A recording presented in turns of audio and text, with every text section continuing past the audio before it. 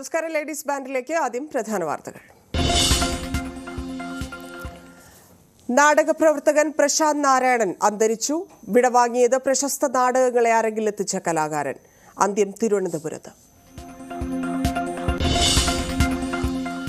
അയോധ്യ ക്ഷേത്ര ഉദ്ഘാടനത്തിൽ കോൺഗ്രസിൽ ആശയക്കുഴപ്പം. വിട്ടുനിൽക്കണമെന്ന നിലപാടിൽ കേരള ബംഗാൾ ഘടകങ്ങൾ. മമതയ്ക്കും നിതീഷ് കുമാറിനും ലാലു പ്രസാദ് യാദവിനും എതിർപ്പ്. ബിജെപിയുടെ പരിപാടിയിൽ പങ്കെടുക്കില്ലെന്ന് ശിവസേന.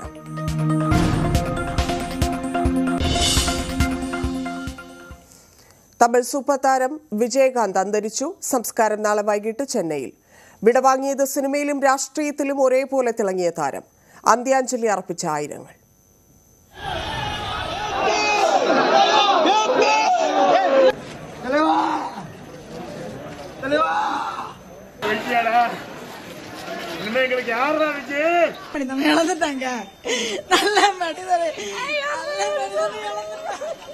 இனி நாங்களே பார்க்க முடியாது.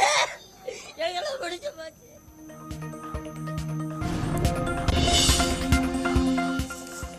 മുഖം മിനുക്കാൻ സംസ്ഥാന മന്ത്രിസഭ. ഗണേഷ് കുമാറും രാമചന്ദ്രൻ കടന്നപ്പള്ളിയും നാളെ സത്യപ്രതിജ്ഞ ചെയ്യും. ഔദ്യോഗിക വസതി വേണ്ടെന്ന് ഗണേഷ്. പോരിനിടെ ഗവർണറും മുഖ്യമന്ത്രിയും നാളെ ഒരേ വേദിയിൽ. കുസാറ്റ് ദുരന്തത്തിന് കാരണം സംഘാടനത്തിലെ വീഴ്ചയെന്ന് സിൻഡിക്കേറ്റ് ഉപസമിതി റിപ്പോർട്ട്. രജിസ്ട്രാർക്കും പ്രിൻസിപ്പലിനും വീഴ്ച പറ്റി. അധ്യാപകരടക്കം 7 പേരിൽ നിന്ന് വിശദീകരണം തേടും. റിപ്പോർട്ട് വിശ്വാസയോഗ്യമല്ലെന്ന് എംപ്ലോയീസ് യൂണിയൻ. തൃശൂരിൽ സുരേഷ് ഗോപിയെ മുൻനിർത്തി പോരാട്ടം കടുപ്പിക്കാൻ ബിജെപി. ന്യൂസ് 18 അഭിമുഖത്തിൽ സ്ഥാനാർത്ഥിത്വം പ്രഖ്യാപിച്ച് വി മുരളീധരൻ. സ്ഥലമാണ്. ജനങ്ങൾക്ക് വലിയ ജനങ്ങളുടെ ഇടയിൽ പിന്തുണയുള്ള ഒരു ആളാണ് സുരേഷ് ഗോപി. സുരേഷ് ഗോപി ജയിക്കാൻ ഇതും സഹായകരമാണ്. അല്ലെങ്കിലും സുരേഷ് ഗോപി ജയിക്കും. സുരേഷ് ഗോപിക്ക് തൃശൂരിൽ ഒരു സാധ്യതയുമില്ലെന്ന് അനിൽ അക്കര. മുരളീധരൻ പറഞ്ഞതുകൊണ്ട് വിജയിക്കില്ലല്ലോ എന്ന് BS സുനിൽകുമാർ. ബിനോയ് വിശ്വം CPI സംസ്ഥാന സെക്രട്ടറി. സെക്രട്ടറിയെ തെരഞ്ഞെടുത്തത് ചർച്ചയില്ലാതെ. പേര് നിർദ്ദേശിച്ചത് D രാജ.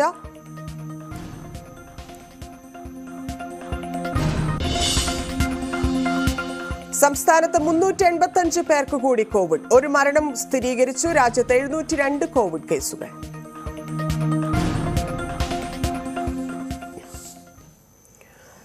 നാടകപ്രവർത്തകൻ പ്രശാന്ത് നാരായണൻ അന്തരിച്ചു. ഛായാമുഖി, മഹാസാഗരം തുടങ്ങി പ്രശസ്ത നാടകങ്ങളെ അരങ്ങിലെത്തിച്ച കലാകാരനാണ്. ശാരീരിക ബുദ്ധിമുട്ടുകളെ തുടർന്ന് ആശുപത്രിയിലെത്തിച്ചെങ്കിലും മരണം സംഭവിക്കുകയായിരുന്നു.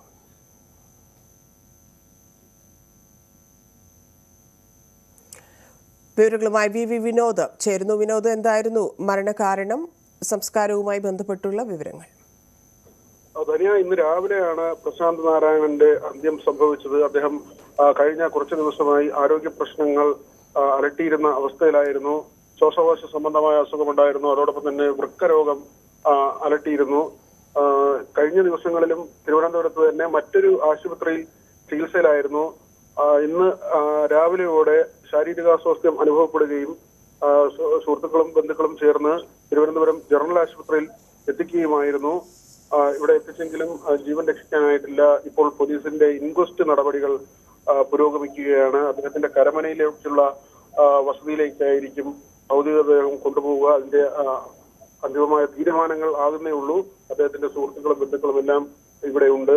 സംസ്കാരം സമയം അത് ഉൾപ്പെടെയുള്ള കാര്യങ്ങൾ തീരുമാനിക്കേണ്ടതുണ്ട്. തിരുവനന്തപുരം ജില്ലയിൽ വെള്ളായണിയിൽ 1972 അദ്ദേഹത്തിന്റെ ജനനം. അച്ഛൻ കഥകളി സാഹിത്യകാരൻ വെള്ളായണി നാരായണൻ നായർ, അമ്മ K ശാന്തകുമാരി അമ്മ. തിരുവനന്തപുരം സെന്റ് ജോസഫ് ഹൈസ്കൂളിലായിരുന്നു അദ്ദേഹത്തിന്റെ പ്രാഥമിക വിദ്യാഭ്യാസം. പിന്നീട് തൃശൂർ സ്കൂൾ ഓഫ് ഡ്രാമയിൽ നിന്ന് അദ്ദേഹം പഠനം പൂർത്തിയാക്കി പുറത്തു വരികയും ചെയ്തു. തുടർന്നാണ് അദ്ദേഹത്തിന്റെ ഒരു കലാജീവിതം. പൂർണ്ണമായും നമുക്ക് ഒരു ബഹുമുഖത പ്രതിഭ എന്ന നിലയിൽ തന്നെ അദ്ദേഹത്തെ വിശേഷിപ്പിക്കാം. കോളമിസ്റ്റ്, അധ്യാപകൻ, പത്രപ്രവർത്തകൻ, നടൻ, നാടക രചയിതാവ്, സംവിധായകൻ, ആട്ടകഥാകൃത്ത് എന്നീ നിലകളിലെല്ലാം അദ്ദേഹം പ്രശസ്തനായിരുന്നു. 17-ാം വയസ്സിലാണ് അദ്ദേഹം ഒരു ആട്ടക്കഥ എഴുതുന്നത്. തുടർന്ന് ഇങ്ങോട്ട് നിരവധി കലാ ജീവിതത്തിന്റെ ഭാഗമായി അദ്ദേഹത്തിന്റെ ഒരുപാട് നാടകങ്ങൾ, ടാഗോറിന്റെ തപാല ഫീസ്, ഷേക്സ്പിയറിന്റെ ഹാംലെറ്റ്, ഭാസന്റെ ഊരു ഭംഗം തുടങ്ങി നിരവധിയായ നാടകങ്ങൾ അല്ലെങ്കിൽ മറ്റ് കലാരൂപങ്ങൾ എല്ലാം തന്നെ അദ്ദേഹത്തിന്റെ ഭാഗത്തു നിന്ന് വന്നു. നടനായും സംവിധായകനായും എഴുത്തുകാരനുമായും എല്ലാം അദ്ദേഹം സ്റ്റേജിന് അരങ്ങിലും അണിയറയിലുമായി നിറഞ്ഞു നിന്നിരുന്ന ഒരു വ്യക്തിത്വമാണ് മഹാസാഗരം എന്ന പ്രധാനപ്പെട്ട നാടകം. ചന്ദ്രമുഖി അത് നമുക്ക് ഏറ്റവും എടുത്തു പറയേണ്ട ഒരു കാര്യം തന്നെയാണ്. ആ നിലയിലെത്തിയും അദ്ദേഹത്തിന്റെ ഏറ്റവും പ്രധാനപ്പെട്ട അദ്ദേഹത്തിന്റെ ഇടപെടലുകൾ, നാടക രംഗത്തെ ഇടപെടലുകൾ, നെടുമുടി വേണു, ജഗന്നാഥൻ തുടങ്ങി കാവാലം തുടങ്ങി ഒട്ടനവധി പ്രതിഭകളുമായി അദ്ദേഹം ചേർന്ന് പ്രവർത്തിച്ചു. അദ്ദേഹത്തെ കുറിച്ചുള്ള ഓർമ്മകൾ തലസ്ഥാനത്തെ സംബന്ധിച്ചും തലസ്ഥാനത്തിന്റെ ഒരു സാഹിത്യത്തിന്റെ മുഖം, സാഹിത്യരംഗത്തിന്റെ മുഖമായിരുന്നു അദ്ദേഹം. നിരവധി വേദികളിൽ നിറഞ്ഞു നിന്നിരുന്നു. ആ നിലയിലെല്ലാം തന്നെ തലസ്ഥാനത്തിന് കൂടി വലിയ വിയോഗമാണ്, തീരാ നഷ്ടമാണ് അദ്ദേഹത്തിന്റെ മരണത്തിലൂടെ സംഭവിച്ചിരിക്കുന്നത്. നന്ദി വിനോദ്.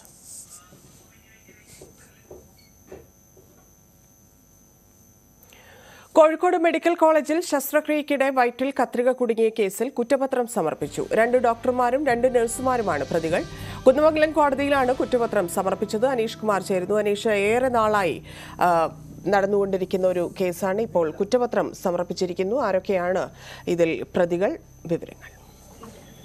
ധന്യ, നിലവിൽ മഞ്ചേരി ഗവൺമെന്റ് മെഡിക്കൽ കോളേജിൽ ഗൈനക്കോളജി വിഭാഗം അസിസ്റ്റന്റ് പ്രൊഫസറായ ഡോക്ടർ CK രമേശൻ, സ്വകാര്യ ആശുപത്രിയിൽ നിലവിൽ ജോലി ചെയ്യുന്ന ഗൈനക്കോളജിസ്റ്റും മലപ്പുറം സ്വദേശിയുമായ ഡോക്ടർ M ഷഹന, മെഡിക്കൽ കോളേജിലെ സ്റ്റാഫ് നഴ്സുമാരായ M റഹന, KG മഞ്ജു എന്നിവരാണ് കേസിലെ 1 മുതൽ 4 വരെയുള്ള പ്രതികൾ. ഇവരുടെ അറസ്റ്റ് നേരത്തെ പോലീസ് രേഖപ്പെടുത്തിയിരുന്നു. ഇതിനുശേഷം സർക്കാർ പ്രോസിക്യൂഷന് അനുമതി കൂടി നൽകിയ സാഹചര്യത്തിലാണ് കുന്നമംഗലം കോടതിയിൽ ഇന്നിപ്പോൾ കുറ്റപത്രം സമർപ്പിച്ചിരിക്കുന്നത്.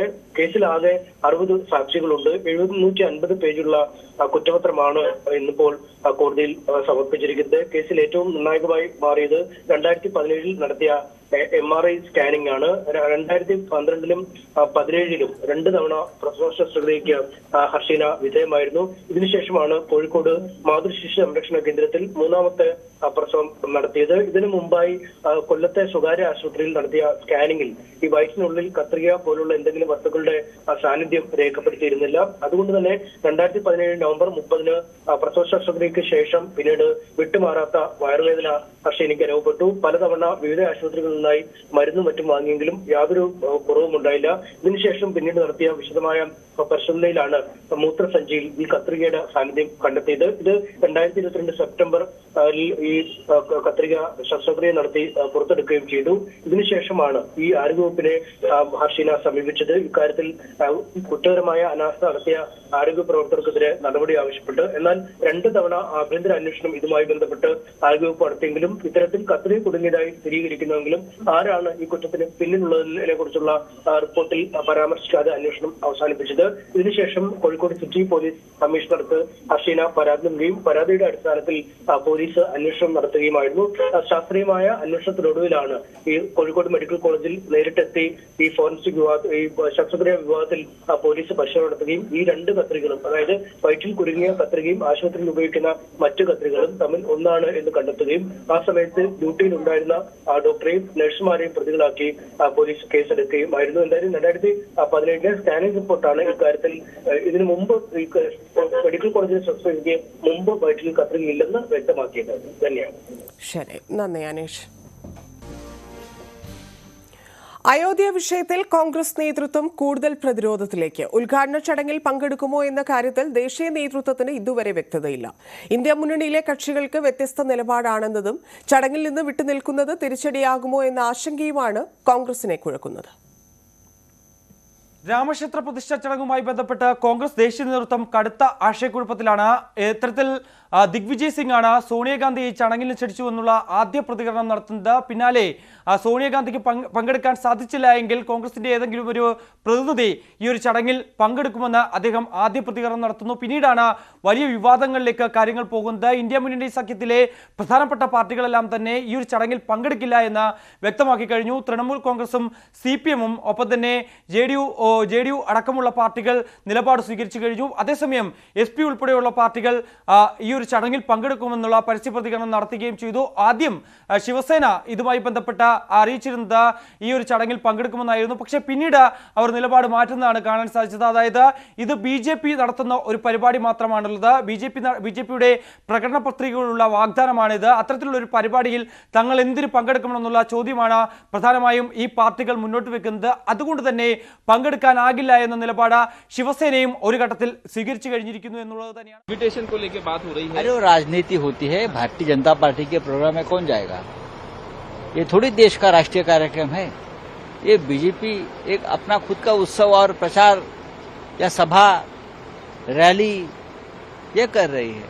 उसमें पवित्रता कहाँ है? तो सर आप लोग उसके बाद जाएंगे? जरूर जाएंगे, क्यों नहीं जाएंगे? बीजेपी का कार्यक्रम खत्म होने के बाद जाएंगे. പക്ഷേ ഇക്കാര്യത്തിൽ കൃത്യമായ മറുപടി നൽകാൻ കോൺഗ്രസ് ദേശീയ നേതൃത്വത്തിന് ഇതുവരെയും സാധിച്ചിട്ടില്ല. കഴിഞ്ഞ ദിവസം ജനറൽ സെക്രട്ടറി KC വേണുഗോപാൽ ഇതുമായി ബന്ധപ്പെട്ടുള്ള ചോദ്യത്തിന് കൃത്യമായ മറുപടി നൽകാതെ BJPയുടെ അജണ്ടയിൽ വീഴില്ല എന്നുള്ള മറുപടി മാത്രമാണ് നൽകിയത്. ഇന്ന് കോൺഗ്രസിന്റെ 139ാമത് വാർഷിക ദിനമാണ്. മെഗാ റാലി ഉൾപ്പെടെയുള്ളവ നാഗ്പൂരിൽ അരങ്ങേറാനിരിക്കുന്ന ഒരു സാഹചര്യത്തിൽ കൂടിയാണ് മല്ലികാർജ്ജുൻ ഖാർഗെ അടക്കമുള്ള നേതാക്കൾ നാഗ്പൂരിലുണ്ടായിരുന്നു. അവിടെ വെച്ച് മാധ്യമപ്രവർത്തകരോടുള്ള ചോദ്യത്തിന് അദ്ദേഹം ഒഴിഞ്ഞു മാറുകയാണ് ചെയ്തത്. ഒരു വരി പോലും അദ്ദേഹം പറയാൻ ഈ ഒരു വിഷയത്തിൽ തയ്യാറായില്ല എന്നുള്ളത് തന്നെയാണ് ഏറ്റവും ശ്രദ്ധേയമായിട്ടുള്ള കാര്യം.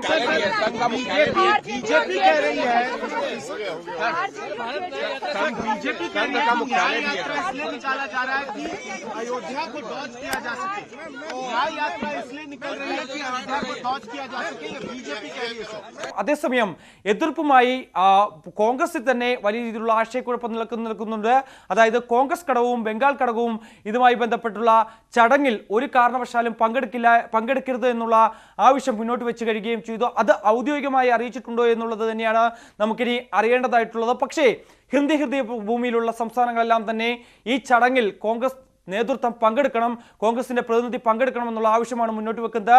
അതിൽ പ്രധാനമായും UP ഘടകം തന്നെയാണ് ആവശ്യം മുന്നോട്ട് വെച്ചിട്ടുള്ളത്. നമുക്കറിയാം കഴിഞ്ഞ ലോക്സഭാ തെരഞ്ഞെടുപ്പിൽ ആകെ ഒരു സീറ്റ് മാത്രമാണ് കോൺഗ്രസിന് UPയിൽ നേടാനായത്. ഒപ്പം തന്നെ മധ്യപ്രദേശിലാകെ 2 സീറ്റുകൾക്ക് മാത്രമാണ് നേടാനായത്. രാജസ്ഥാനിലാകട്ടെ 1 സീറ്റ് മാത്രമാണ് നേടാനായിട്ടുള്ളത്. അത്തരത്തിൽ ലോക്സഭാ തെരഞ്ഞെടുപ്പിലേക്ക് വരുമ്പോൾ വലിയ തിരിച്ചടി കോൺഗ്രസ് ദേശീയ നേതൃത്വത്തിന് ഈ സംസ്ഥാനങ്ങളിലൊക്കെ തന്നെ നേരിടേണ്ടി വന്നിട്ടുണ്ട്. കൂടാതെ തന്നെ സമീപകാലത്ത് നടന്ന നിയമസഭാ തെരഞ്ഞെടുപ്പിലും വലിയ തിരിച്ചടി നേരിടേണ്ടി വന്ന ഒരു സാഹചര്യമുണ്ട്. അതുകൊണ്ട് തന്നെ ഈ ഒരു ചടങ്ങിൽ പങ്കെടുക്കാതിരുന്നാൽ അത് വലിയ രീതിയിലുള്ള തിരിച്ചടി ഭാവിയിലുണ്ടാകും. വരാൻ പോകുന്ന ലോക്സഭാ തെരഞ്ഞെടുപ്പിലടക്കം അത് വലിയ രീതിയിൽ ചർച്ചാ വിഷയമാകും. അത് വലിയൊരു അബദ്ധമായി മാറാനുള്ള ഒരു സാഹചര്യം ഉണ്ടാകുമെന്നുള്ള കാര്യമാണ് പ്രധാനമായും ഈ സംസ്ഥാനങ്ങളിലെ നേതാക്കൾ മുന്നോട്ട് വെക്കുന്നത്. എന്തായാലും ഇക്കാര്യത്തിൽ ഒരു ഔദ്യോഗിക നിലപാട് അറിയിക്കാൻ ഇതുവരെയും കോൺഗ്രസ് അധ്യക്ഷനോ അല്ലെങ്കിൽ രാഹുൽ ഗാന്ധിക്കോ സോണിയാഗാന്ധിക്കോ അല്ലെങ്കിൽ മറ്റേതെങ്കിലും നേതാക്കൾക്കോ സാധിച്ചിട്ടില്ല എന്നുള്ളത് തന്നെയാണ് ഏറ്റവും ശ്രദ്ധേയമായ കാര്യം. എന്തായാലും ഇന്ത്യ സഖ്യത്തിൽ വലിയ രീതിയിലുള്ള എതിർപ്പ് നിലനിൽക്കുന്നുണ്ട്. കോൺഗ്രസിലെ പല PCCകൾക്കും എതിർപ്പ് നിലനിൽക്കുന്നുണ്ട്. അതുകൊണ്ട് തന്നെ ഇക്കാര്യത്തിൽ കൃത്യമായ ചർച്ചകൾക്ക് ശേഷം മാത്രമായിരിക്കാം ഒരുപക്ഷേ ഇതുമായി ബന്ധപ്പെട്ടുള്ള തീരുമാനം കോൺഗ്രസ് ദേശീയ നേതൃത്വം കൈക്കൊള്ളുക എന്നാണ് മനസ്സിലാക്കാൻ സാധിക്കുന്നത്. എന്ത് നടപടി അല്ലെങ്കിൽ എന്ത് തീരുമാനം ഇക്കാര്യത്തിൽ കോൺഗ്രസ് ദേശീയ നേതൃത്വം സ്വീകരിക്കുമെന്നുള്ളത് തന്നെയാണ് നമുക്കിനി കണ്ടറിയേണ്ടത്. അയോധ്യ വിഷയത്തിലെ കോൺഗ്രസിലെ ആശയക്കുഴപ്പം ഏറ്റവും പ്രതിസന്ധിയിലാക്കുന്നത് കേരളത്തിലെ കോൺഗ്രസ് നേതൃത്വത്തെയാണ്. ചടങ്ങിൽ നിന്ന് വിട്ടുനിൽക്കണമെന്നാണ് കേരള നേതാക്കളുടെ പൊതു അഭിപ്രായമെങ്കിലും ദേശീയ നേതൃത്വം വ്യക്തത വരുത്താത്തതിനാൽ അഭിപ്രായം പറയാനാവുന്നില്ല. വിശ്വാസികളുടെ പാർട്ടിയാണെന്നും CPM-നെ പോലെ അഭിപ്രായം പറയാനാകില്ലെന്നുമാണ് കേരള നേതാക്കളുടെ പ്രതിരോധം.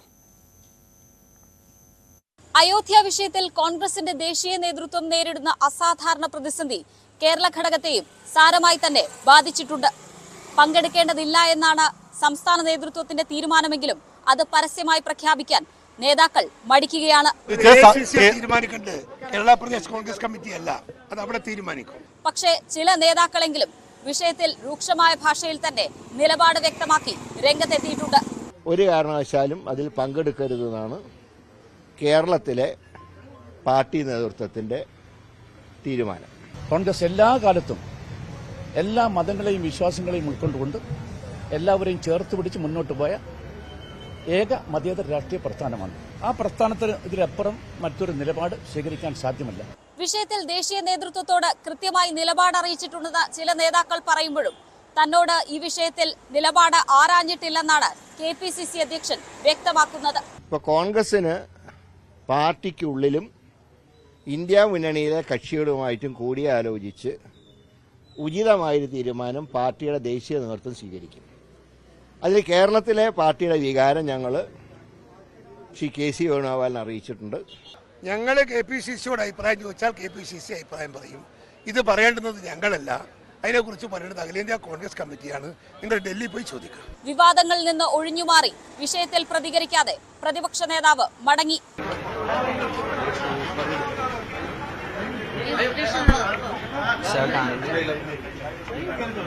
സമസ്തയടക്കമുള്ളവർ നിലപാട് കടുപ്പിച്ച് രംഗത്തെത്തുമ്പോൾ കോൺഗ്രസിന്റെ ന്യായീകരണം ഇങ്ങനെ.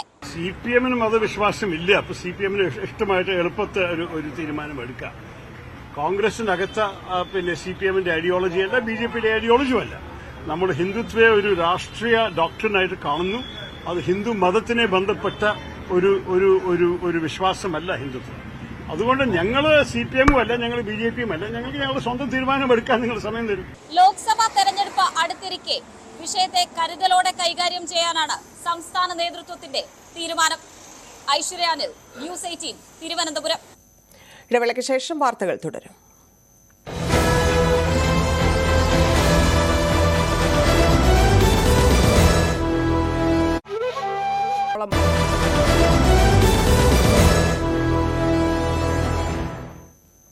ക്യാപ്റ്റന് വിട.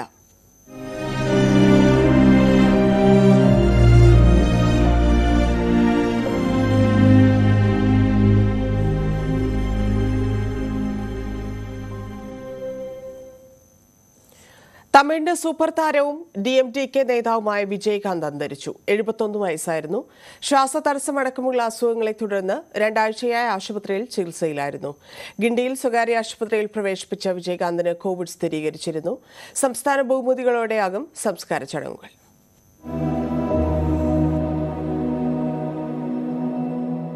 തമിഴകത്തിന്റെ ക്യാപ്റ്റൻ വിടവാങ്ങി. 80കളിലും 90കളിലും തമിഴകത്തിന് ത്രസിപ്പിക്കുന്ന സൂപ്പർ ഹിറ്റുകൾ സമ്മാനിച്ച വിജയകാന്ത്.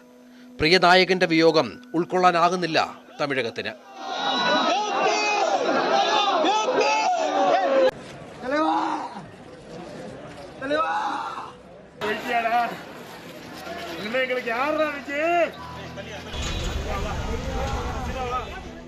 വെള്ളിത്തിരയിലെ താരത്തെ ജനക്ഷേമം വൃതമാക്കിയ നേതാവിനെ അവസാനമായി ഒരു നോക്ക് കാണാൻ അണപൊട്ടി ഒഴുകുകയാണ് ആരാധകർ.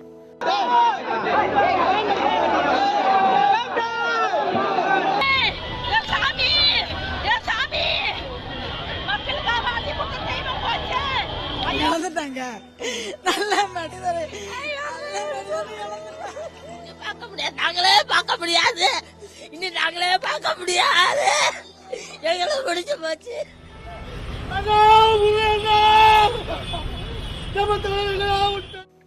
1979 ഇനിക്കും ഇളമേ എന്ന ചിത്രത്തിൽ വില്ലനായി വിജയകാന്ത് വെള്ളിത്തിരയിലേക്കെത്തി.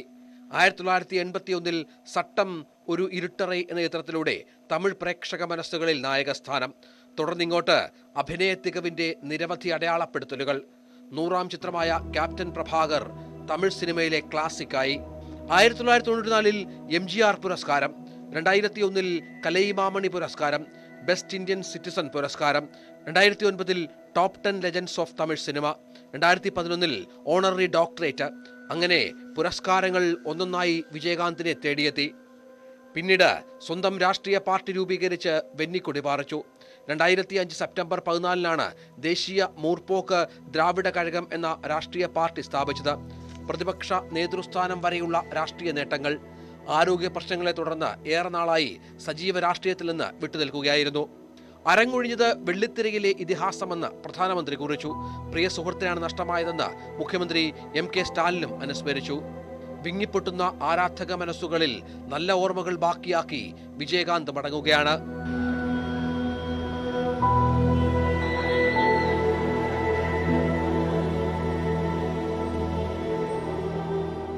സംസ്ഥാന ബഹുമതികളോടെ നാളെയാണ് സംസ്കാര ചടങ്ങുകൾ. News desk, news 18.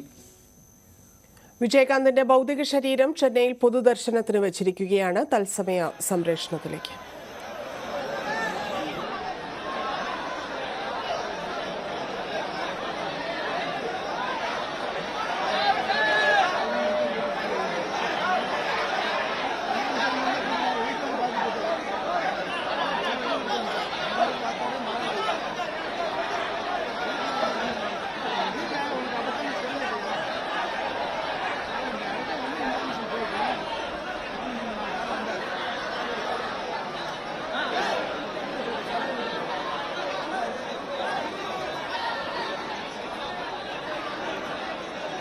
Vijayakanth വിടവാങ്ങുമ്പോൾ, തമിഴകത്തിൻ്റെ super star വിടവാങ്ങുമ്പോൾ കണ്ണീരിലാഴ്ന്ന് ആയിരക്കണക്കിന് ആളുകളാണ് അദ്ദേഹത്തിനെ അവസാനമായി കാണാൻ എത്തിയിരിക്കുന്നത്. സുവി വിശ്വനാഥ് ചേരുന്നുണ്ട്. സുവി, പൊതുദർശന ചടങ്ങ് തുടരും. എപ്പോഴാണ് സംസ്കാരം തീരുമാനിച്ചിരിക്കുന്നത്? എങ്ങനെയൊക്കെയാണ്, എവിടെയായിരിക്കും സംസ്കരിക്കുക?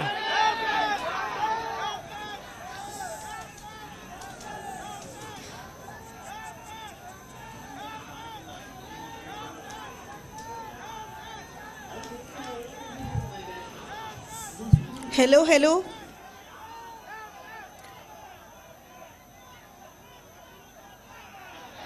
സുവി, കേൾക്കാം. ഒരുപാട് പേർക്ക് നാഥനായിരുന്ന, രാഷ്ട്രീയത്തിലും സിനിമാ മേഖലയിലുമെല്ലാം ഒരുപാട് പേർ ആരാധിച്ചിരുന്ന ഒരാളാണ് വിടവാങ്ങിയിരിക്കുന്നത്. വിജയകാന്തിൻ്റെ വേർപാടിൽ അത്രയധികം ജനക്കൂട്ടം അവിടെയുണ്ട്. എങ്ങനെയാണ് അദ്ദേഹത്തിൻ്റെ പൊതുദർശനം ഒക്കെ സമയം ക്രമീകരിച്ചിരിക്കുന്നത്? എപ്പോഴാണ്, എവിടെയാണ് സംസ്കാര ചടങ്ങ് നടക്കുന്നത്?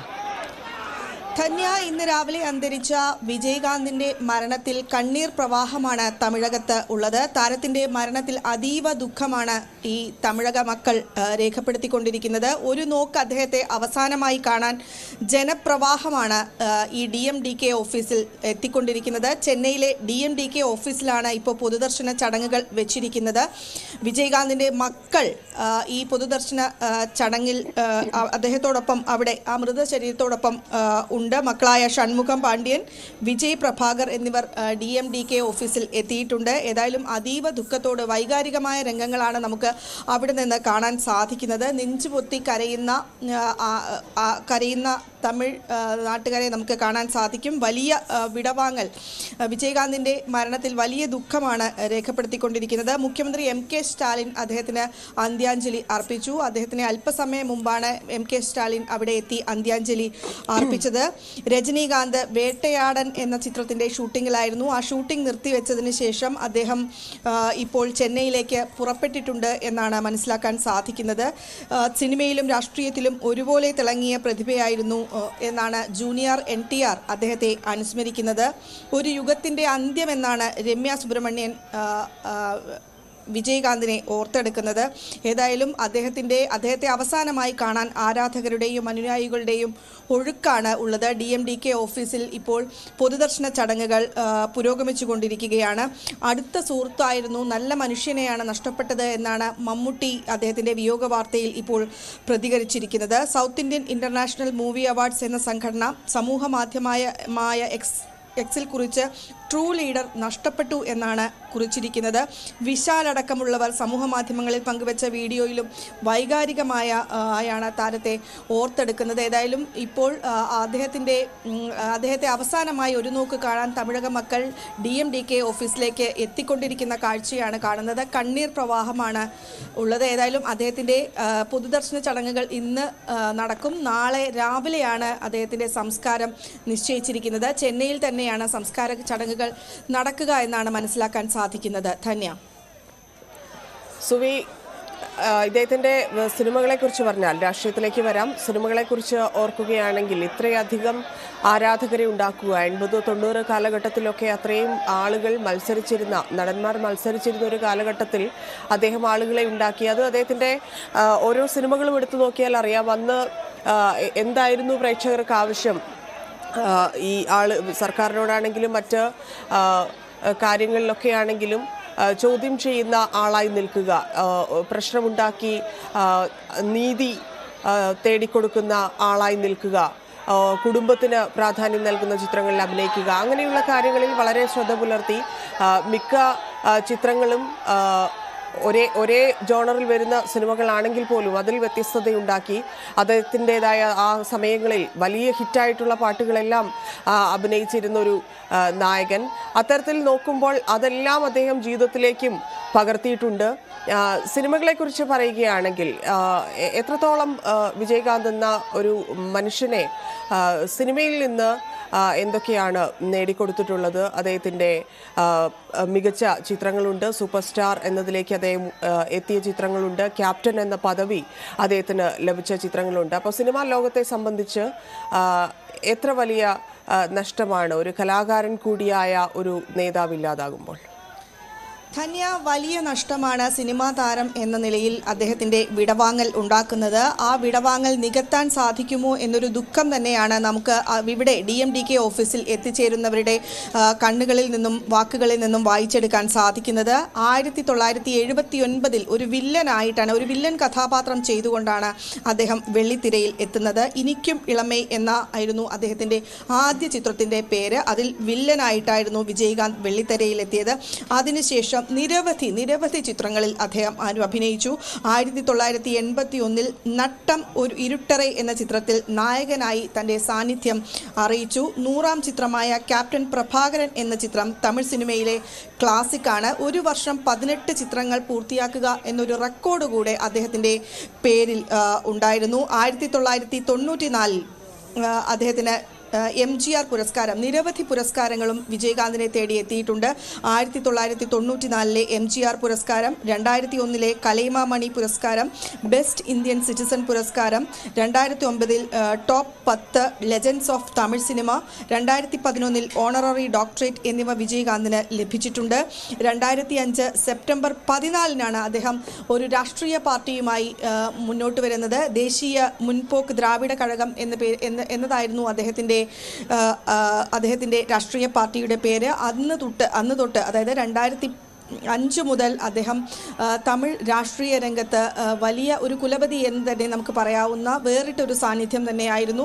ജയലളിതയുടെ കാലത്ത് അദ്ദേഹം പ്രതിപക്ഷ നേതാവായിരുന്നു. അങ്ങനെ രാഷ്ട്രീയ രംഗത്തും ഒരു വേറിട്ട ശബ്ദമായി അദ്ദേഹത്തിന് നിലയുറപ്പിക്കാൻ കഴിഞ്ഞു. ഏതായാലും വിജയകാന്ത് ആരോഗ്യ പ്രശ്നങ്ങളെ തുടർന്നാണ് പിന്നീട് സജീവ രാഷ്ട്രീയത്തിൽ നിന്ന് വിട്ടുനിന്നത്. നവംബർ 18 അദ്ദേഹത്തിന് ശ്വാസകോശ സംബന്ധമായ അസുഖങ്ങളും ഉണ്ടായിരുന്നു. പിന്നീടാണ് കോവിഡ് സ്ഥിരീകരിച്ചത്. അങ്ങനെ ആദ്യ ഘട്ടത്തിൽ ആശുപത്രിയിൽ വാസം കഴിഞ്ഞ് തിരിച്ചു വന്നപ്പോൾ ഈ DMDK എന്ന പാർട്ടിയുടെ ജനറൽ സെക്രട്ടറി പദവി അദ്ദേഹത്തിൻ്റെ ഭാര്യയെ ഏൽപ്പിക്കുകയും ചെയ്തു. അതിനുശേഷമാണ് വീണ്ടും അസുഖം മൂർച്ഛിച്ച് ആശുപത്രിയിൽ എത്തുകയും മറ്റും ഉണ്ടായത്. അദ്ദേഹത്തിൻ്റെ വിയോഗം ഇന്ന് രാവിലെയാണ് നടന്നത്. ഏതായാലും വലിയ ജനപ്രവാഹമാണ് വിജയകാന്തിൻ്റെ പൊതുദർശന ചടങ്ങുകൾ നടക്കുന്ന DMDK ഓഫീസിൽ ഉള്ളത്. വലിയ കണ്ണീരോടുകൂടി അദ്ദേഹത്തിന് വിട നൽകുന്ന കാഴ്ചകളാണ് കാണുന്നത്. തമിഴകം അതീവ വൈകാരികമായി തങ്ങളുടെ പ്രിയപ്പെട്ട നടനെ അവസാനമായി ഒരു നോക്ക് കാണാൻ വേണ്ടി ഓടിയെത്തുന്ന കാഴ്ചകളാണ് നമുക്ക് DMDK ഓഫീസിൽ നിന്ന് കാണാൻ സാധിക്കുന്നത്. ധന്യ, അദ്ദേഹത്തിന്റെ ഒരു രാഷ്ട്രീയ ജീവിതം പരിശോധിക്കുകയാണെങ്കിൽ അദ്ദേഹം വലിയ രീതിയിൽ അദ്ദേഹം ഉദ്ദേശിച്ചതുപോലെ ആ രാഷ്ട്രീയ പാർട്ടി മുമ്പോട്ട് കൊണ്ടുവരാൻ സാധിച്ചില്ലെങ്കിൽ കൂടി വളരെ നിർണായകമായിട്ടുള്ള തീരുമാനങ്ങൾ എടുക്കാനും വളരെ നിർണായക ഘട്ടങ്ങളിൽ തമിഴ്നാട് രാഷ്ട്രീയത്തിൽ മാറ്റങ്ങൾ കൊണ്ടുവരാനും സാധിച്ചു. അദ്ദേഹം 2 തവണ നിയമസഭയിലെത്തി പ്രതിപക്ഷ നേതാവായിരുന്നു. അത്തരത്തിലൊരു അലയൻസിലേക്ക് അദ്ദേഹത്തിന് എത്താൻ സാധിച്ചു. അപ്പോൾ അത്രത്തോളം സ്ട്രോങ്ങും അത്രയും തന്നെ പ്രവർത്തകരും പിന്നിലുള്ള ഒരു നേതാവ് കൂടിയായിരുന്നു അദ്ദേഹം. അങ്ങനെ നോക്കുമ്പോൾ രാഷ്ട്രീയ ജീവിതത്തിൽ അദ്ദേഹത്തിന് എവിടെയൊക്കെയോ പാളിച്ചകൾ സംഭവിച്ചിട്ടുണ്ട്. അതുകൊണ്ട് തന്നെ പിന്നീട് അദ്ദേഹത്തിന് സാധിച്ചില്ല എന്ന് തന്നെ വേണം പറയാൻ. പക്ഷേ ഇത്രയധികം ആളുകളെ കാണുമ്പോൾ അദ്ദേഹം എത്ര വലിയ നേതാവായിരുന്നു എന്നതിന് വേറെ നമ്മളൊന്നും പറയേണ്ടതില്ല. കാരണം അത്രയും ജനങ്ങൾ തടിച്ചുകൂടുന്നു. രാവിലെ മുതൽ കരഞ്ഞുകൊണ്ട് ചെന്നൈയിലെ വസതിക്ക് മുമ്പിലൊക്കെ ആളുകൾ കൂട്ടം കൂടി നിൽക്കുന്നത് കണ്ടാൽ തന്നെ അത് മനസ്സിലാവും. അപ്പം മനുഷ്യസ്നേഹി എന്നുള്ള നിലയിൽ കൂടി അദ്ദേഹത്തെ പരിഗണിക്കുമ്പോൾ, ഇല്ലെങ്കിൽ ഒരു രാഷ്ട്രീയക്കാരൻ എന്നുള്ള രീതിയിൽ അദ്ദേഹത്തെ കാണുമ്പോൾ എന്തൊക്കെ കാര്യങ്ങളാണ് പ്രധാനമായും പറയാനുള്ളത്? ധന്യ, 2006 നിയമസഭാ തെരഞ്ഞെടുപ്പിൽ 234 സീറ്റുകളിൽ മത്സരിച്ചെങ്കിലും വിജയകാന്ത് മാത്രമാണ് ജയിച്ചത്.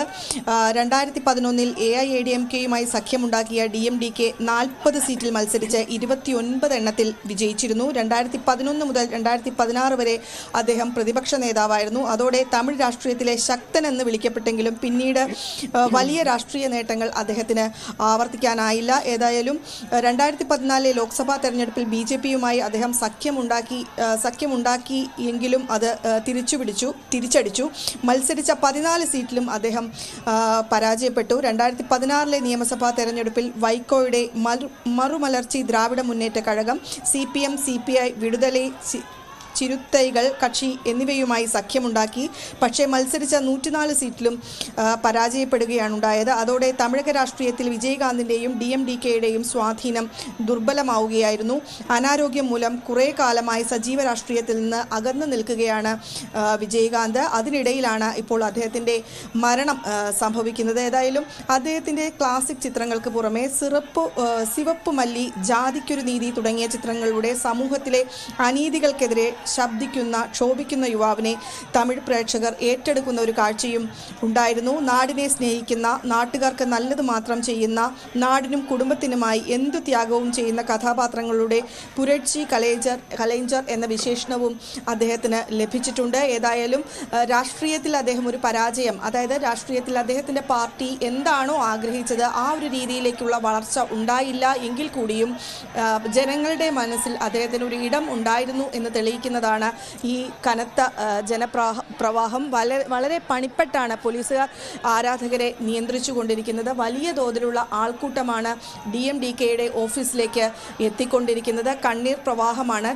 ഒരു കാലത്തെ തങ്ങളുടെ പ്രിയപ്പെട്ട നേതാവിന് അവസാനമായി അവർ അന്ത്യാഞ്ജലി അർപ്പിക്കുകയാണ്. നാളെയാണ് സംസ്കാരം. ഈ പൊതുദർശന ചടങ്ങുകൾ ഇന്ന് തുടരും എന്നാണ് മനസ്സിലാക്കാൻ സാധിക്കുന്നത്. വലിയ ഒരു ജനപ്രവാഹം തന്നെയാണ് DMDK ഓഫീസിലേക്ക് എത്തിക്കൊണ്ടിരിക്കുന്നത്. വാക്കുകൾ കൊണ്ട് നമുക്ക് വിവരിക്കാൻ സാധിക്കില്ല. നമ്മൾ ദൃശ്യങ്ങളിൽ തന്നെ കണ്ടു. പലതവണ ആളുകൾ നെഞ്ചടിച്ച് കരയുന്നതും പൊട്ടിക്കരയുന്നതും അതീവ വൈകാരികമായി പ്രതികരിക്കുന്നതും കണ്ടു.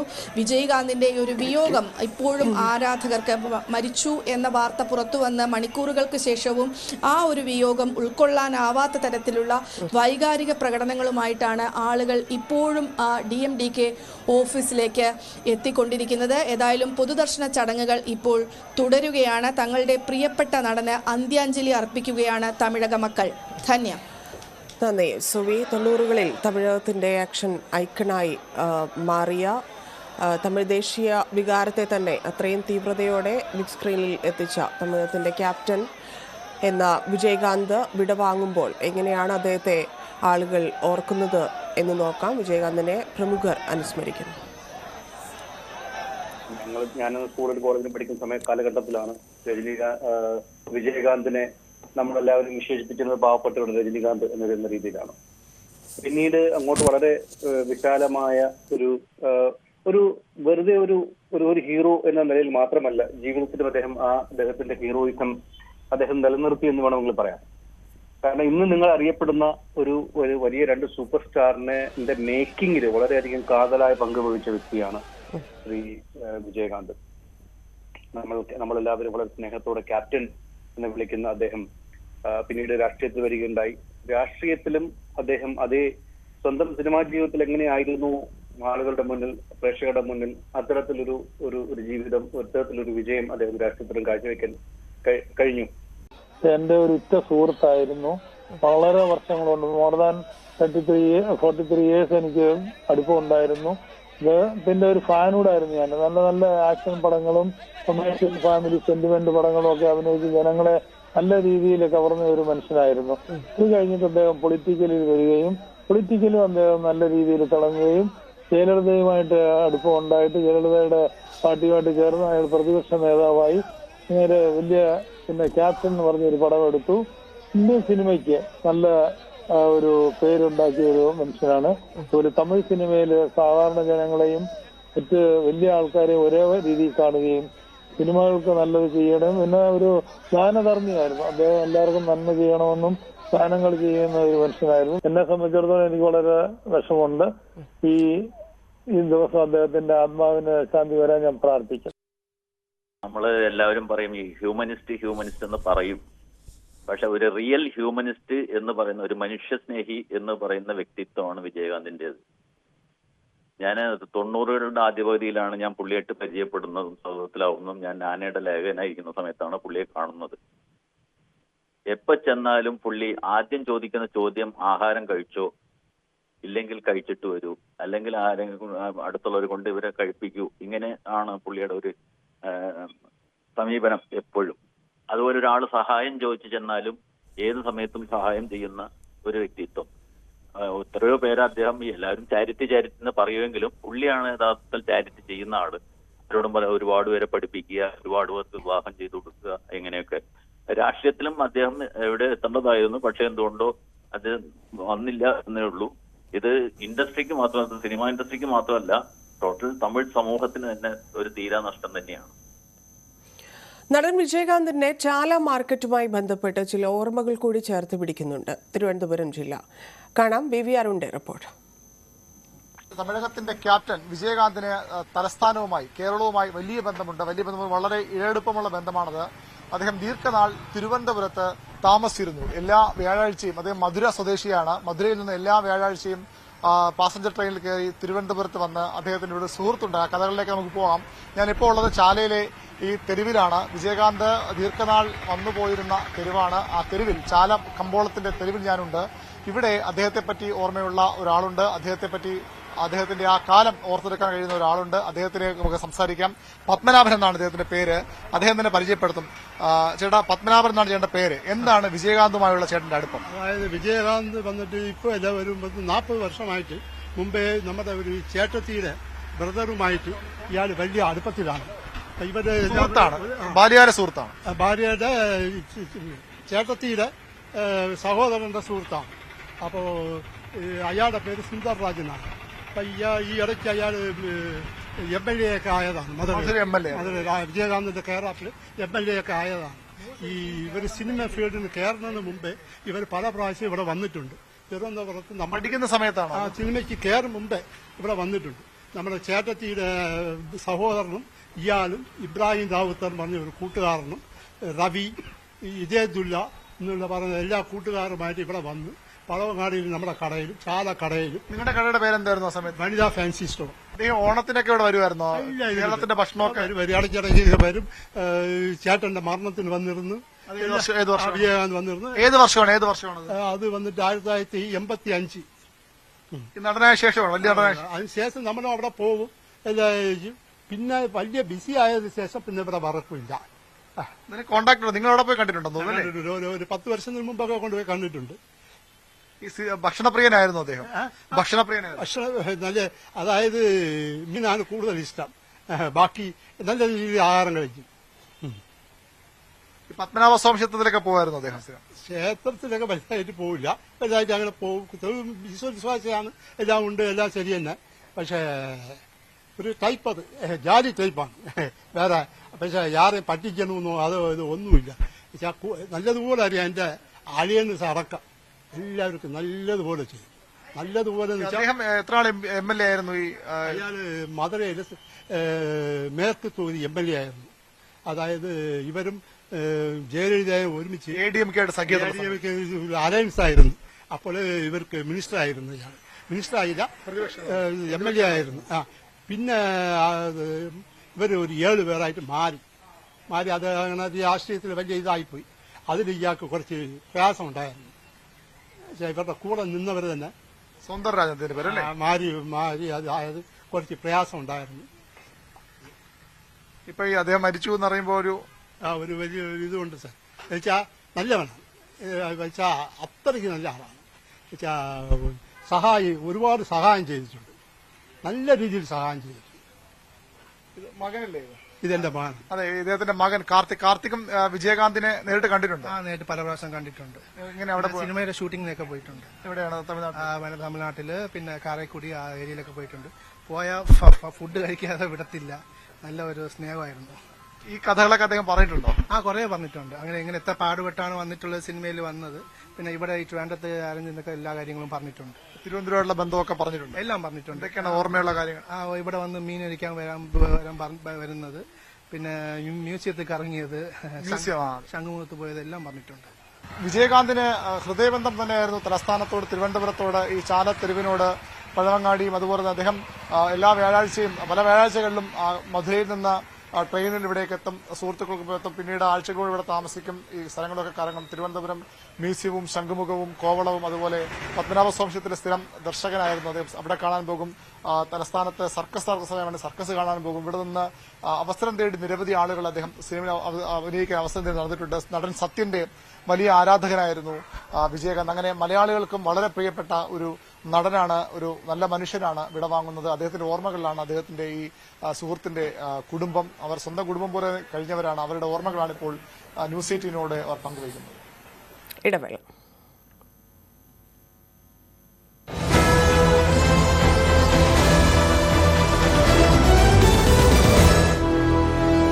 അച്ഛൻ എന്തായി നോക്കുന്നത്?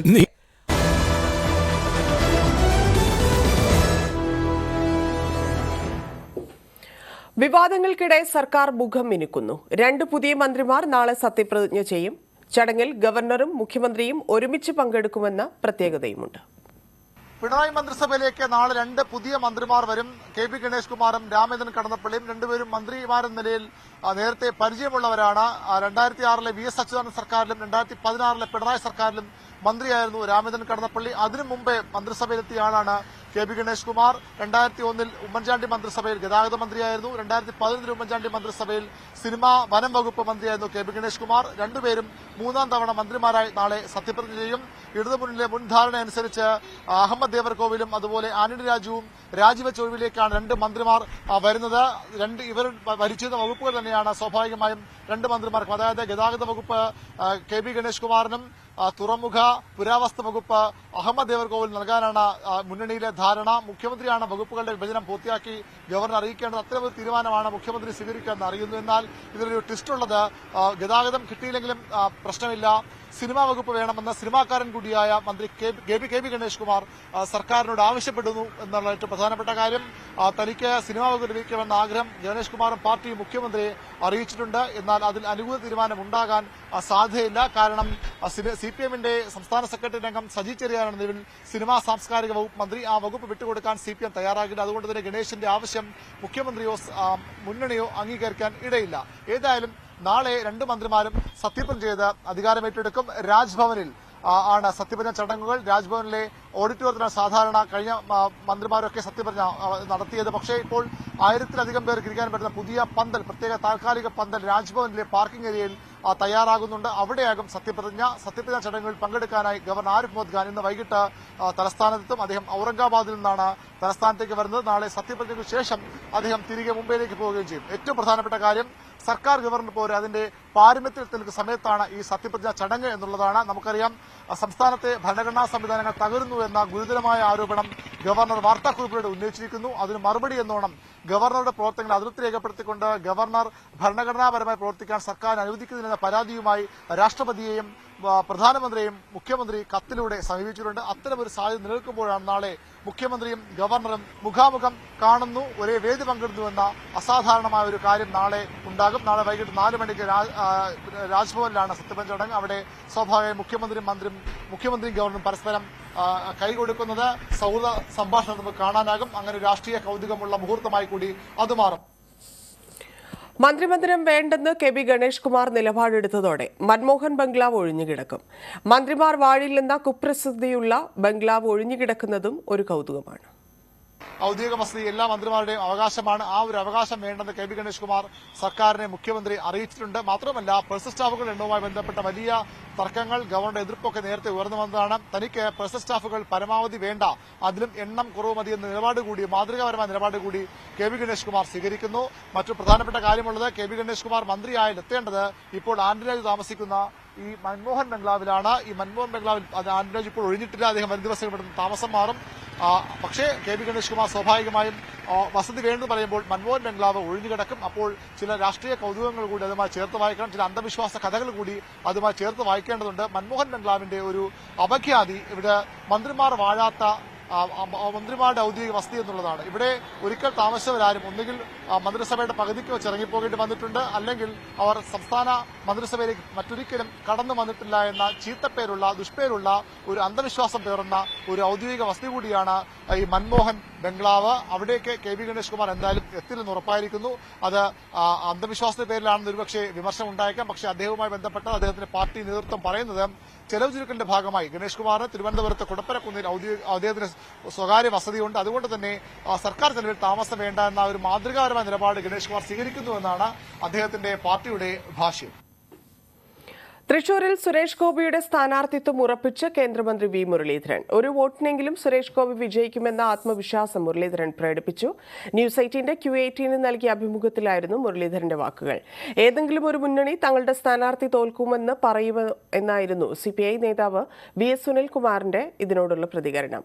BJPക്ക് വെള്ളി വേണോ വെങ്കലം വേണോ എന്നത് തീരുമാനിക്കാനാണ് സുരേഷ് ഗോപി മത്സരിക്കുന്നത് എന്നായിരുന്നു അനിൽ അഖേരയുടെ വാക്കുകൾ. BV വിനോദിന്റെ റിപ്പോർട്ട്. പാർലമെന്റ് തിരഞ്ഞെടുപ്പ് ചർച്ചകൾക്ക് ചൂട് പകരുന്നതാണ് വി മുരളീധരൻ നടത്തിയ പരാമർശം. തൃശൂരിൽ സുരേഷ് ഗോപി സ്ഥാനാർത്ഥിയാകുമെന്ന് വി മുരളീധരൻ ഉറപ്പിച്ചു പറയുന്നു. ഔദ്യോഗിക പ്രഖ്യാപനമല്ലെങ്കിൽ കൂടി അങ്ങനെ ഒരു ആശയക്കുഴപ്പം പോലും അവശേഷിപ്പിക്കാതെ തൃശൂരിൽ സുരേഷ് ഗോപി മത്സരിക്കുമെന്ന് വി മുരളീധരൻ പറയുന്നു. മാത്രവുമല്ല, ക്രൈസ്തവ മേഖലയുടെ ഒരു പിന്തുണ കൂടി ആർജിക്കാനുള്ള നടപടികളുമായി പാർട്ടി മിഷണറി ആ നിലയിലേക്കും മാറിയിട്ടുണ്ട്. പ്രധാനമന്ത്രിയുടെ സന്ദർശനമുണ്ട്. മുരളീധരൻ പറയുന്നത് പ്രകാരം പ്രധാനമന്ത്രി വന്നാലും ഇല്ലെങ്കിലും ഒരു വോട്ടിനെങ്കിലും സുരേഷ് ഗോപി ജയിക്കുമെന്നാണ്. തൃശ്ശൂരും സ്വാഭാവികമായിട്ടും ഞങ്ങൾ ജയിക്കാൻ ആഗ്രഹിക്കുന്ന മണ്ഡലം തന്നെയാണ്. കാരണം സുരേഷ് ഗോപി അവിടെ സജീവമായിട്ട് പ്രവർത്തിക്കുന്ന സ്ഥലമാണ്. ജനങ്ങളുടെ ഇടയിൽ പിന്തുണയുള്ളൊരു ആളാണ് സുരേഷ് ഗോപി. അതുകൊണ്ട് സുരേഷ് ഗോപിയെ ജയിപ്പിക്കാൻ വേണ്ടിയിട്ടാണ് പ്രധാനമന്ത്രി ഇപ്പോൾ അവിടെ പോയി നിൽക്കുന്നത്. അതൊന്നുമില്ല. സുരേഷ് ഗോപി ജയിക്കാൻ ഇതും സഹായകരമാവും. അല്ലെങ്കിലും സുരേഷ് ഗോപി ജയിക്കും. അതേസമയം കോൺഗ്രസിനെ സംബന്ധിച്ച് ഒരു ആശങ്കയില്ലെന്നും സുരേഷ് ഗോപി മത്സരിക്കുന്നത് വെള്ളി വേണോ വെങ്കലം വേണോ BJPക്ക് എന്നത് തീരുമാനിക്കാനാണെന്നും അനിൽ അക്കര പ്രതികരിച്ചു. സുരേഷ് ഗോപിയുടെ മത്സരത്തെ ഞങ്ങൾ കാണുന്നത് രണ്ടാം സ്ഥാനത്തിനും മൂന്നാം സ്ഥാനത്തിനും വേണ്ടിയുള്ള മത്സരമാണ്. അത് വെള്ളി വേണോ വെങ്കലം വേണോ എന്നുള്ളത് CPM-ഉം BJPയും തീരുമാനിക്കേണ്ട കാര്യമാണ്. ഏതെങ്കിലും ഒരു മുന്നണി നേതൃത്വം തങ്ങൾ തോൽക്കുമെന്ന് തിരഞ്ഞെടുപ്പിൽ പറയുമോ എന്നായിരുന്നു VS സുനിൽകുമാറിന്റെ പ്രതികരണം. ഏതെങ്കിലും സ്ഥാനാർത്ഥി മത്സരിക്കുന്നവർ ഞങ്ങൾ പരാജയപ്പെടാനാണെന്ന് പറഞ്ഞിട്ട് ഏതെങ്കിലും സ്ഥാനാർത്ഥി മത്സരിക്കാറുണ്ടോ? അങ്ങനെ അങ്ങനെ പറയുന്നു എന്ന് കരുതി അതങ്ങനെ പറയുന്നത് ശരിയല്ലാന്നോ, അത് ശരിയാണെന്നോ നമ്മൾ പറയേണ്ട കാര്യം എന്താണ്? ഏത് രാഷ്ട്രീയ പാർട്ടിയാണ് മത്സരിക്കുമ്പോൾ ഞങ്ങൾ ജയിക്കില്ല എന്ന് പറഞ്ഞ് മത്സരിക്കാത്തത്? തെരഞ്ഞെടുപ്പിൽ എന്തായാലും BJPക്ക് സ്ഥാനാർത്ഥി ഉണ്ടാവുമല്ലോ, അതിനിപ്പോ എന്താ പ്രത്യേകത ഉള്ളത്? തൃശൂരിൽ ശക്തമായ ത്രികോണ മത്സരം നടക്കുമെന്നത് ഉറപ്പാണ്. ഏതായാലും TN പ്രതാപൻ തന്നെ സ്ഥാനാർത്ഥിയാകുമെന്ന കാര്യം ഉറപ്പായി കഴിഞ്ഞു. പ്രതാപന്റെ 94,000 വോട്ടിന്റെ ഭൂരിപക്ഷം മറികടക്കാൻ സുരേഷ് ഗോപിക്കോ അല്ലെങ്കിൽ ഇടതുമുന്നണിക്കോ കഴിയുമോ എന്നതാണ് പ്രസക്ത ചോദ്യം. പക്ഷേ തികഞ്ഞ ആത്മവിശ്വാസം UDF ക്യാമ്പ് പുലർത്തുകയും ചെയ്യുന്നു. VV Vinod, news 18 Thiruvananthapuram. ഇടവേള.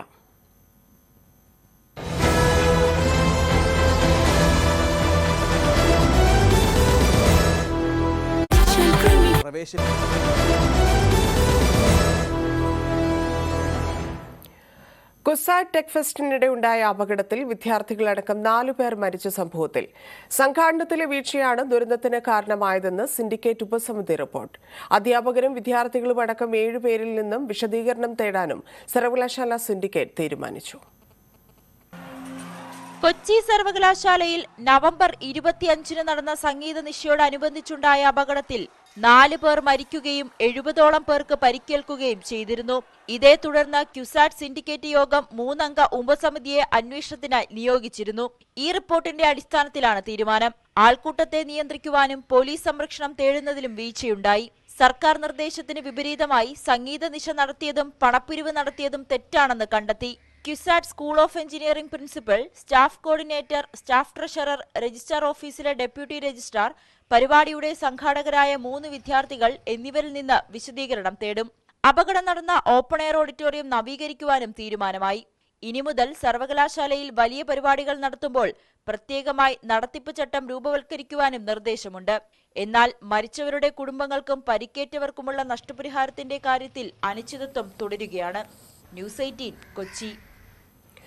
കുസാറ്റ് അപകടത്തെക്കുറിച്ചുള്ള ഉപസമിതി റിപ്പോർട്ട് തള്ളി കൊച്ചിൻ യൂണിവേഴ്സിറ്റി എംപ്ലോയീസ് യൂണിയൻ. റിപ്പോർട്ടിൽ ദുരൂഹതയുണ്ട്. പലരുടെയും മുഖം രക്ഷിക്കാനുള്ള ശ്രമമാണ് നടക്കുന്നത്. സുരക്ഷാ വീഴ്ചയിൽ അന്വേഷണം നടത്തിയിട്ടില്ലെന്ന് നഷ്ടപരിഹാരം സംബന്ധിച്ചുള്ള ചർച്ച നടത്താൻ സിൻഡിക്കേറ്റോ സർക്കാരോ തയ്യാറാകാത്തത് വേദനിപ്പിക്കുന്നുവെന്നും യൂണിയൻ അംഗങ്ങൾ പറഞ്ഞു. ഞങ്ങൾ പല ആക്ഷേപങ്ങളും ഇതിനെക്കുറിച്ച് പറഞ്ഞിട്ടുണ്ടായിരുന്നു. വളരെ ദുരൂഹത ഉണ്ടായിരിക്കും ഈ റിപ്പോർട്ടിനകത്ത്. പലരുടെയും മുഖങ്ങൾ രക്ഷിക്കാനായിട്ടുള്ള ഒരു രീതിയിലായിരിക്കും ഈ റിപ്പോർട്ട് പോകുന്നത് എന്നുള്ളതിനെ കുറിച്ച് വളരെ വ്യക്തമായിട്ട് തന്നെ ഞങ്ങൾ പല ഇവിടെയൊക്കെ ഞങ്ങൾ പ്രതികരിച്ചതായിരുന്നു. അതിനെയെല്ലാം സാധൂകരിക്കുന്ന തരത്തിലാണ് ഇന്നലെ ഇവിടെ സിൻഡിക്കേറ്റിൽ സമർപ്പിച്ച റിപ്പോർട്ട് എന്ന് പറയുന്നത്. അപ്പോൾ ഇത് അറിയാൻ കഴിഞ്ഞത് ഇതിനകത്ത് 6 പേരോട് ഇവിടെ എക്സ്പ്ലനേഷൻ ചോദിച്ചിട്ടുണ്ട്. അതുപോലെ തന്നെ ഇതിന് കണ്ടെത്തിയ കാരണങ്ങൾ വളരെ വിചിത്രമായിട്ടാണ് ഞങ്ങൾക്ക് തോന്നുന്നത്. നവകേരള സദസ്സിനിടെയുള്ള കരിങ്കൊടി പ്രതിഷേധത്തിൽ ഭിന്നശേഷിക്കാരനായ അജിമോനെ മർദ്ദിച്ചതിൽ നടപടി ആവശ്യപ്പെട്ട് KSU ഭിന്നശേഷി കമ്മീഷണർക്ക് പരാതി നൽകി. അജിമോന് നീതി ഉറപ്പാക്കണമെന്നും KSU. പോലീസിൽ പരാതി നൽകിയിട്ടും തുടർ നടപടി ഉണ്ടായില്ലെന്ന് ചൂണ്ടിക്കാട്ടിയാണ് കമ്മീഷണർക്ക് KSU പരാതി നൽകിയത്. ഐശ്വര്യ അനിൽ ചേരുന്നു. ഐശ്വര്യ, നമ്മൾ കണ്ടതാണ് ദൃശ്യങ്ങളിൽ നിന്ന്. ഇപ്പോൾ KSU നടപടി ആവശ്യപ്പെട്ടിരിക്കുന്നു. കൂടുതൽ വിശദാംശങ്ങൾ. ധന്യ സൂചിപ്പിച്ചതുപോലെ യൂത്ത് കോൺഗ്രസ് ഭാരവാഹിയായ ഭിന്നശേഷിക്കാരനായ അജിമോനെ ഈ നവകേരള സദസ്സുമായി ബന്ധപ്പെട്ട് നടന്ന കരിങ്കൊടി പ്രതിഷേധത്തിൽ ക്രൂരമായി മർദ്ദിക്കുന്ന ദൃശ്യങ്ങൾ അന്ന് വലിയ തോതിൽ ചർച്ചയായതാണ്.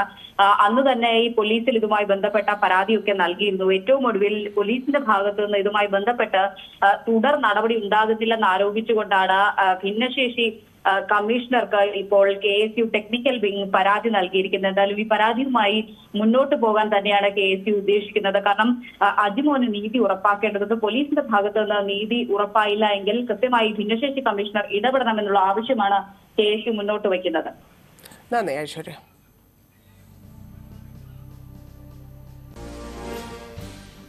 ശബരിമല വാർത്തകൾ.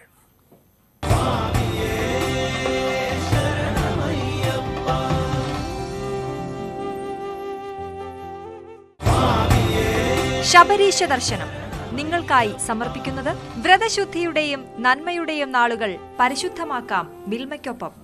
മിൽമ, കേരളം കണികണ്ടുണരുന്ന നന്മ. മകരവിളക്ക് ഉത്സവത്തിനായി ഡിസംബർ 30 വൈകിട്ട് ശബരിമല നട തുറക്കും. ജനുവരി 15 മകരവിളക്ക്. അന്ന് വെളുപ്പിന് 2:46 മകരസംക്രമ പൂജ നടക്കും. പതിവ് പൂജകൾക്ക് ശേഷം വൈകിട്ട് 5 നട തുറക്കും. 19 ശരംകുത്തിയിലേക്ക് എഴുന്നള്ളത്ത്. ജനുവരി 20 വരെ ഭക്തർക്ക് ദർശനത്തിനുള്ള സൗകര്യമുണ്ടായിരിക്കും. ഇനി ഇന്നത്തെ സ്വർണം, വെള്ളി, പ്ലാറ്റിനം നിരക്കുകൾ.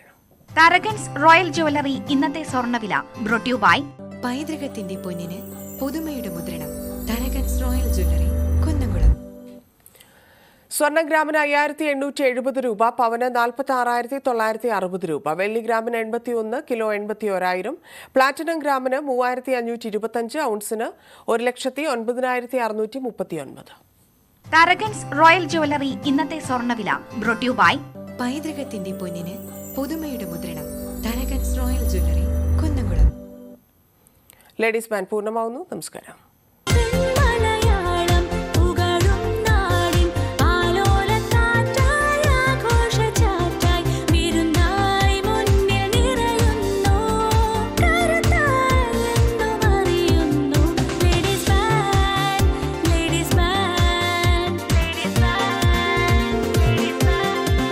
ഈ പരിപാടി